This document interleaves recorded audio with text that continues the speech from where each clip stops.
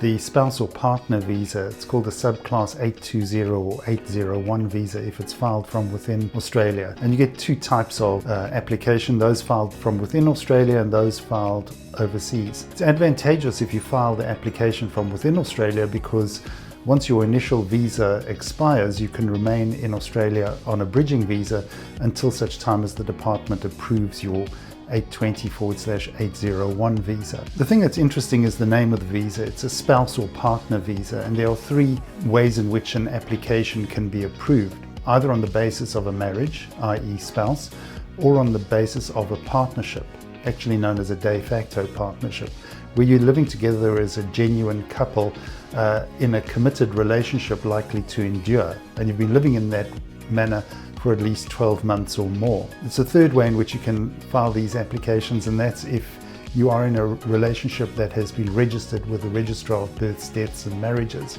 Not all states in Australia allow registered relationships, but most of them do. You've got to have been living in a genuine, stable relationship that is likely to endure, and there's got to be more than just a commitment of a casual relationship. It's got to be financial interdependence, emotional interdependence, recognition by society, by family members, etc. And I never suggest to couples to mix love and visas. In my experience, it's a toxic mixture.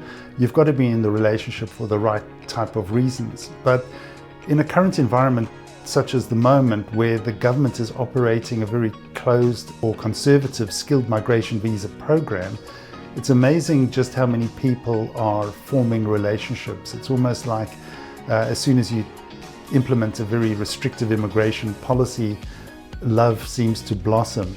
And in the context of all of that, the department scrutinizes these partner or spouse applications in a very conservative manner. I'm reminded of when I first started doing this kind of work in New Zealand many years ago, more than 34 years ago. One of the immigration officers in New Zealand said that he made a decision on the application by the sound that it made when it hit his desk. In those days, applications had to be filed in paper. Now they're electronic. But his point was, the more well documented the application, the more likely it is to be approved. And that's very much my philosophy to preparing these applications. I go beyond just the bare bones that the department puts on its website in terms of documentation.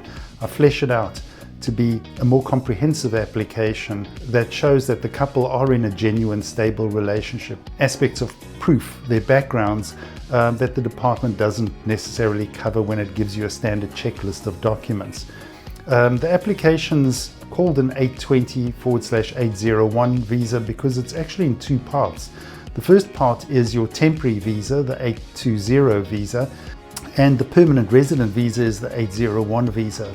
They're both filed at the same time. And once you've been living together for a period of 2 years, while you're on the 820 visa, the department then asks for evidence of your cohabitation and the fact that you're in a genuine relationship. Once that evidence is then supplied to the department, they then approve the permanent resident side, which is the 801 application. These days it's taking a considerable length of time given the volume of partner or spouse applications filed with the department, and processing times are getting longer and longer. The department does, however, have the discretion to grant your permanent resident visa application when they assess the 820 at the same time, and they're likely to do that if you have children as a result of your relationship. They wouldn't then grant you initially the 820 visa and only grant the 801 at a later point in time. It's probably the easiest kind of application and the most difficult type of application, just because the department has a much higher level of scrutiny as to what constitutes a genuine relationship. But if you're interested in pursuing this option, we're more than happy to have a consultation with you. Perhaps the good starting point of the process would be to complete one of our free preliminary questionnaires.